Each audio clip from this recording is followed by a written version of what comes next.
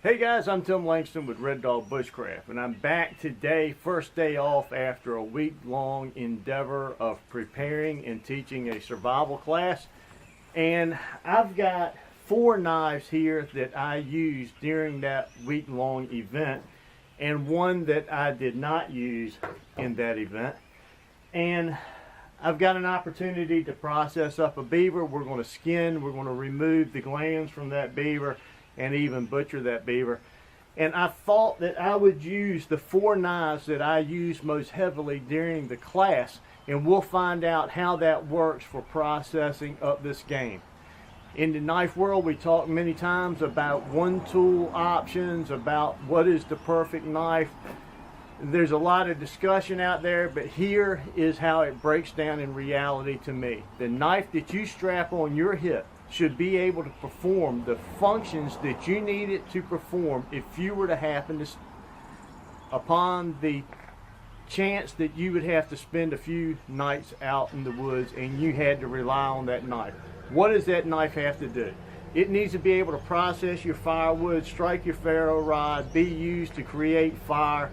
It needs to be able to process your game, slice your bacon, and take care of any of the tasks that you have to do around that camp while you're out there either self-rescuing or waiting for rescue. If the knife that you're carrying can't perform those tasks, maybe time to consider the knife that you're carrying. Alright, so with that said, let's take a quick look at a couple of these knives. This is a knife that I did not use this past weekend, but we'll use that just a little bit because I'm trying a new grind on it. This is the Old Hickory skinning knife. Of course, I'm going to use the knife. This was a blade purchased by Self-Reliance Outfitters, and then I custom the curly maple scales, and I did that to fit my hand, so this is kind of a semi-custom. I believe the blade would have been the Scorpion HD if you were to buy that blade from Self-Reliance Outfitters. This is the Pathfinder Edition Jeff White Butcher Knife. I used this quite a bit this past weekend. One of my favorites, the LT Wright Genesis, and the Pathfinder Knife Shop Scorpion. So we're going to get started with these knives after a week of hard use and see how we're able to process up this beaver. So stay with me and we'll get started. I'll give you a couple of photos as we go along the way.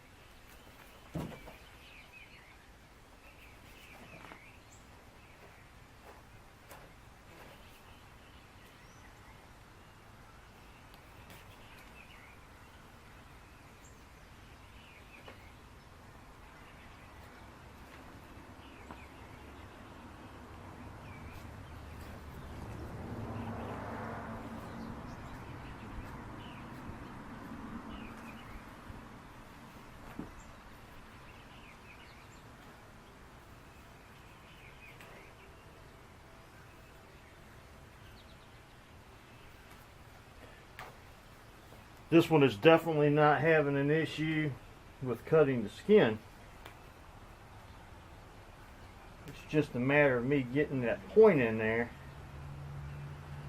between the skin and the fat, and me trying not to make a mess here as I cut around this vent.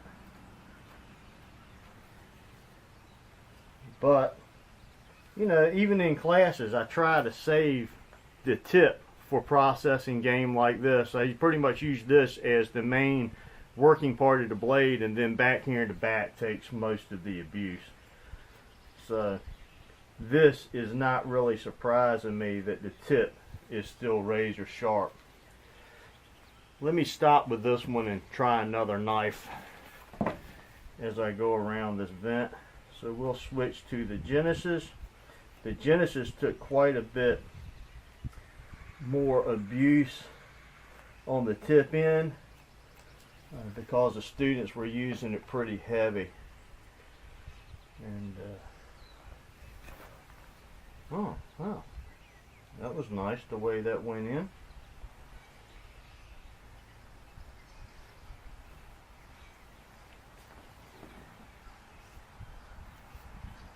Trying to cut from the skin side back out towards the fur. Alright, let me stop with that for a minute. Try the semi-custom here. Okay, that's like a razor. Wow.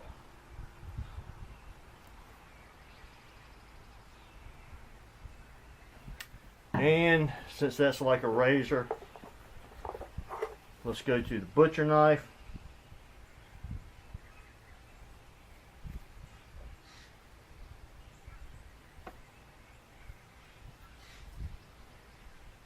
And just cut a little bit of that fur from the outside in. And there's our vent opened up, so we're done with that. So far, all of these, it's not a skinning knife, but they're doing what they should do. They're cutting well.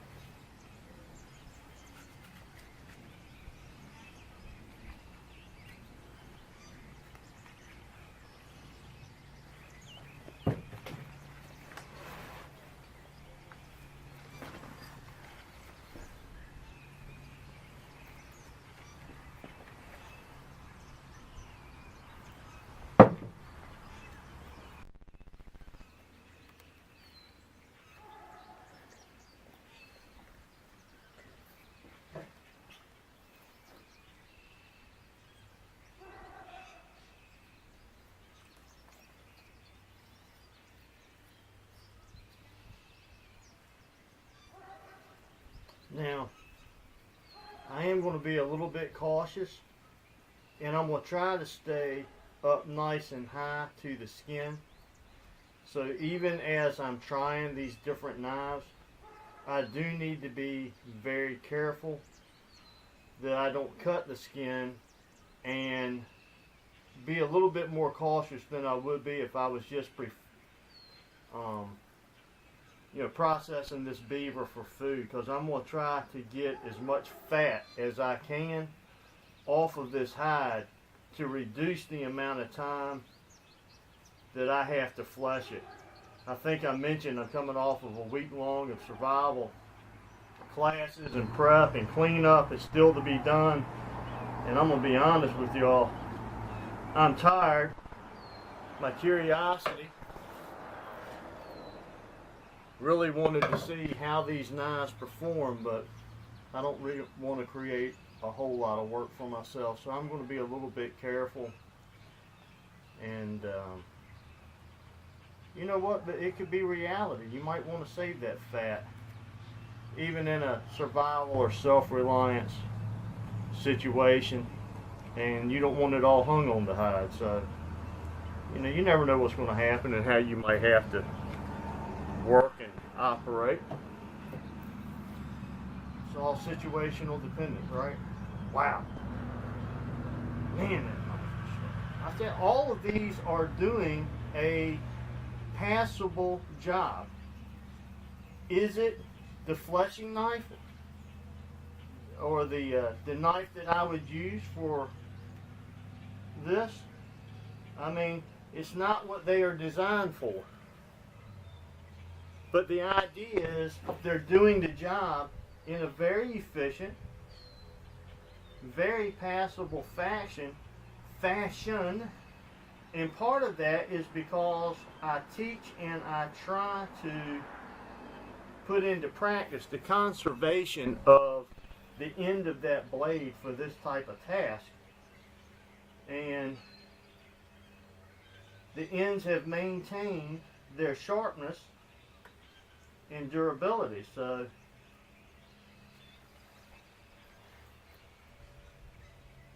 I'm nowhere near being where I need to be with this beaver, and I can tell you right now that each one of these knives definitely belong in my kit.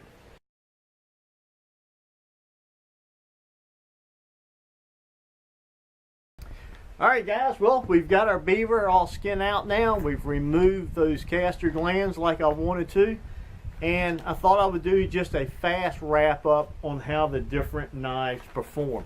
Now, the old hickory skinning knife, it was a little big for some of the skinning process, but once that thing was opened up and you were starting to try to do some fat and some of that meat removal, fantastic. It's good and sharp because it was sharpened just for that. But as far as the knives go that I was utilizing while I was in class or prepping for class and cleanup and all this past week, let's just start out with the Genesis. It worked fine for everything that I tried, from wringing the legs to unzipping that carcass to actually doing some of the skinning. You saw that done. But where it really shined was opening up, lifting up that hide and cutting. I was very impressed with the way this knife handled. It has held the edge retention on the end, which is where we try to conserve for game processing. It did that in a very passable, way. The Pathfinder Knife Shop blank, the knife that I finished, so it's kind of a semi-custom. This particular shape, once again, it's not a skinning knife, but it certainly handled this task in a passable fashion. The knife that I've been carrying off and on, I've been carrying this one the most here lately since I got it, the Pathfinder Knife Shop. I believe this is the Scorpion. Just razor sharp, did a fantastic job. I would not hesitate using that knife to process another piece of game. Wouldn't hesitate at all. Did a fine job. And finally, the Pathfinder edition of the Jeff White Butcher Knife. It handled and did exactly what you would think a butcher knife would do as far as lifting that hide to separate it. Very nice as far as getting in with this long belly and removing that hide. It really did a good job. But this video was really not about I'm going to carry one of these knives for processing beaver. The idea behind this video, once again, was to find out if the knives that I carry when I'm out practicing my bushcraft and survival skills, will they perform a multitude of tasks in a passable fashion? Are they functional in a variety of tasks that if I get caught and that's the only knife I have on my side, I can do what I need to do until I either get out or I have rescue? And one of the things that I do not do a lot in preparing for or while teaching a survival class is food prep.